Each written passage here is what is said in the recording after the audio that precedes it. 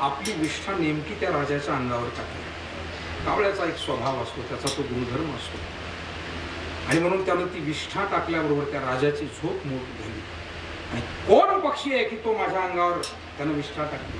पाण्यानं धुवून काढलंय, पण कावळा मोठा चतुर, घाण केलेली आहे, पण तो सापडतोय कुठे? तो गेला पळून. हा राजहंस हा बिचारा तिथंच बसलेला. यानं धनुष्याला बाण जोडला आणि बहुधा याच पक्षानं आपल्या अंगावर विष्ठा टाकली असावी, आणि या गैरसमजुतीनं त्यानं क्षणार्धात त्या राजहंसाचा वेध त्या बाणानं घेतला. तो बाण त्याच्या जिव्हारी लागला. चिर्र चिर्र आवाज करत तो देवलोकीचा राजहंस जमिनीवर पडला. पण देवलोकीचा असल्यामुळे तो मानवी भाषेमध्ये बोलू शकत होता, आणि तो राजाशी वार्तालाप करतोय की राजा, आता मी काही क्षणात मरतोय याची मला जाणीव आहे, परंतु जाता आता मला एक संदेश द्यायचा आहे, तुझ्यासह या जगासाठी संदेश द्यायचा आहे की आज जो मी मरतोय तो तू मला मारलं याचं मला काही दुःख नाही. मला असं वाटतं शहाणी माणसं हे फक्त प्राप्त परिस्थितीच्या विचारात ते गुंतत नाही, त्या परिस्थितीचं मूळ शोधणं किंवा त्या परिस्थितीचे परिणाम शोधणं हे शहाण्या माणसांचं लक्षण असतं.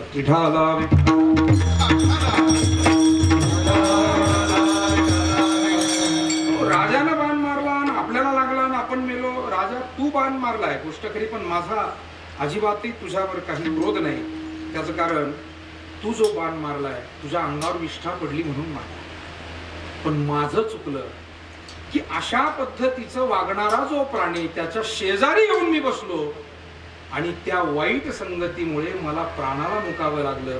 म्हणून जगातल्या सर्वांनी चांगली संगती आपल्याला उशिरानं मिळाली तरी चालेल, पण वाईट संगती मात्र जीवनात घडूच नये याच्यासाठी सतत प्रयत्नशील राहणं ही जीवाचं कर्तव्य आहे. सत्संगम सततम करू, एकतर सतत सत्संग करावा, किंबहुना तो सत्संग जोपर्यंत लाभत नाही किमान कुसंगतीत तरी आपण फसू नये, कुसंगतीत तरी अडकू नये. आणि म्हणून संगती हा विषय फारच मोठा आहे. याच्यावर कितीतरी प्रमाण, कितीतरी उदाहरणं, विषय, व्याख्यान वाढत जाईल. मुद्दा एवढाच आहे की महाराजांना इथे त्यांची संगती हवी आहे.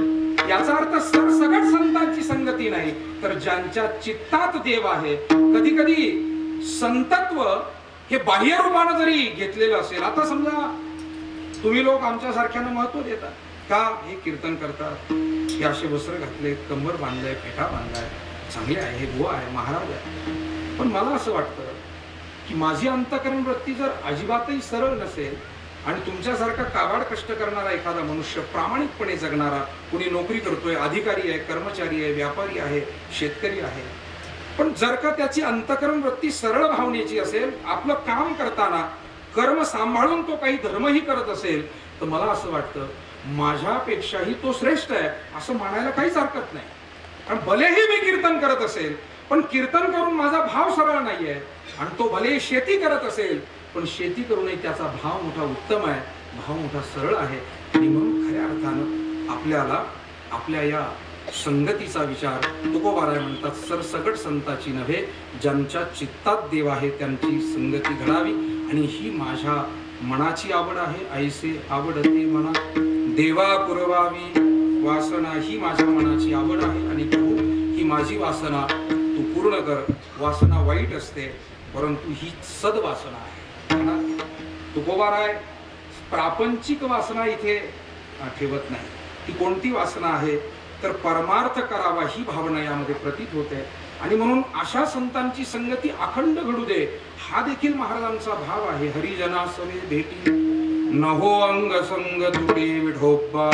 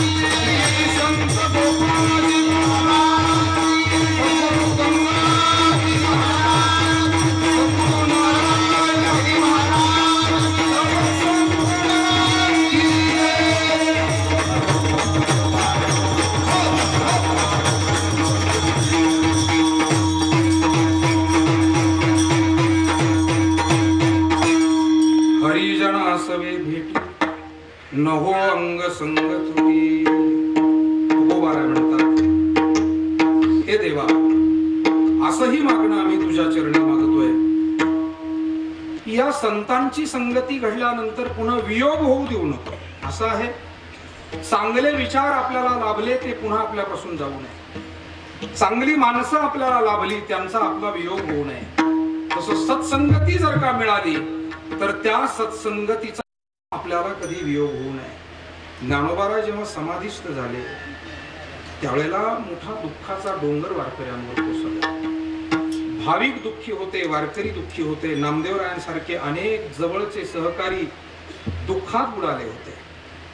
पण एवढंच नाही तर निवृत्तीनाथ महाराज जे नेहमीच प्रवृत्तीच्या पलीकडे असणारे, समाधिस्थ अवस्थेतल्या योग्याप्रमाणे अशा एका निवृत्त वृत्तीमध्ये वावरणारे, निवृत्ती जया नाव निवृत्ती जया भरव तया निवृत्तीची राणी व निवृत्तीची असे निवृत्तीनाथ महाराज. पण ते सुद्धा गहिवरले. आणि त्यावेळेला लोकांनी विचारलं की महाराज तुम्हाला तर आत्म्याचं आणि शरीराचं तत्वज्ञान माहिती आहे. देही नित्यमवध्योयम देहे सर्वस्व भारत. मग तुम्ही का गहिवरता? त्यावेळेला निवृत्तीनाथ महाराज म्हणतात, हा ज्ञानोबा देहदृष्टीनं माझ्यापासून दुरावतोय म्हणून मला वाईट वाटत नाही, तर हा आता माझ्यापासून दूर चाललाय पण याचे सद्गुण मला रडवत आहे. अवमर्यादा कधी केली नाही येणे, गुरु शिष्य पण सिद्धी नेले. मला असं वाटतं काही संबंध येत असतात दैवयोगानं, पण ते संबंध टिकवावे लागतात स्वतःच्या स्वभावानं आणि पुरुषार्थानं. तिथे आता पुढे दैवयोग उपयोगाचा नाही. पती पत्नी म्हणून तुम्ही दैवयोगाने एकत्र आलात, पण तो संबंध टिकवण्यासाठी कधी माघार घ्यावी लागेल, कधी शांत बसावं लागेल, कधी शहाणपणानं पावलं टाकावी लागेल. संबंध टिकला पाहिजे. तो भावांचा असो, तो भाऊ बहिणीचा असो, गुरु शिष्याचा असो, देवभक्ताचा असो, पती पत्नीचा असो, व्यावहारिक असो की आध्यात्मिक असो. आलेला संबंध हा दैवयोगानं पुण्याईनं जरी आला तरी तो पुढचा संबंध फक्त पुण्याईनं टिकत नाही तर तो पुरुषार्थानं टिकतो. आणि म्हणून सत्संगती जरी पुण्याईनं लाभली तरी ती सत्संगती अखेरपर्यंत टिकवण्यासाठी आपल्याला आपलेही काही परिश्रम करावे लागतात. आणि म्हणून महाराज म्हणतात, नभो अंग संगती. शेवटी माऊलींच्या जाण्यानं परमात्म्याला सुद्धा दुःख झालं. आणि रुक्मिणी माता परमात्म्याला विचारतायत, पांडुरंगाला विचारतायत, प्रभू तुमच्या डोळ्या देखत किती वेळा सृष्टी निर्माण झाली, किती वेळा सृष्टीचा प्रलय झाला, तरी तुम्ही कधी गहिवरला नाहीत. आज तुम्हाला काय झालं? त्यावेळेला भगवंताचे उद्गार आहे, देव म्हणे रुक्मिणी हा एकच योगी देखिला नयनी, हेची ज्ञान संजीवनी जान त्रैलोक्यासी. हे रुक्मिणी, हा असा एक योगी महात्मा पाहिला की ज्यानं 16 वर्षाच्या वयामध्ये जगाला पुरून उरेल एवढं तत्वज्ञान दिलं. जगाची दुःख सहन करून जगासाठी मात्र सुखाचं पसायदान मागितलं. अशा पद्धतीचा हा महात्मा होणे नाही. आणि म्हणून तुमच्या आमच्या जीवनात सुद्धा चांगला विचार, चांगली संगती अखंड टिकावी हीच महाराजांची प्रार्थना आहे. हरिजना सवे भेटी नहो अंग संग तुटी. आता कुणाच्या मनामध्ये एक ढोबळ शंका निर्माण होईल की तुकोबाराय देवाला मागतायत. काय मागतायत? देव वसे चित्ती त्यांची घडावी संगत. ज्या अर्थी तुकाराम महाराज देवाशी बोलतायत म्हणजे तुकोबारायांना देव भेटलाय. मग देव भेटल्यानंतर पुन्हा संत भेट मागणं म्हणजे हे ग्रॅज्युएट झाल्यानंतर पुन्हा मॅट्रिकला बसण्यासारखं नाही का? असा सुद्धा प्रश्न मनामध्ये उभा राहू शकतो. देव भेटलाय, खरं तर संत का भेटावे? तर संत हे देवापर्यंत घेऊन जातात म्हणून भेटावे. असा एक सरळ सामान्य नियम नेहमीचाच आहे. संत दर्शनी हा लाभ पद्मनाभ जोडीला. पण इथे पद्मनाभ अगोदरचाच भेटलेला आहे आणि तरीही तुकोबाराय म्हणतात, होय देवा तू जरी भेटलाय तरी तुझी आठवण मनामध्ये कायम राहण्यासाठी संतच भेटले पाहिजे. या संसाराच्या संगतीनं तू भेटला तरी सुद्धा संसाराचे अंगी अवघीच व्यसने. या संसारात अनेक दोष आहे, अनेक प्रलोभन आहे, अनेक विकार आहेत. इथे विचार टिकेल की नाही याची शाश्वती देता येत नाही. आणि म्हणून हे प्रभू आम्हाला अखंड तुझं ध्यान राहण्यासाठी, तुझं भजन घडण्यासाठी, तुझं चिंतन घडण्यासाठी संगतीच आवश्यक आहे. आणि ती संगती आम्हाला अखंड घडू दे. महाराज म्हणतात ते जीवन भलं आहे, ते जीवन धन्य आहे ज्या जीवनाला सत्संग अखेरपर्यंत आणि अखंड लाभतो अभंगाचं शेवटचं.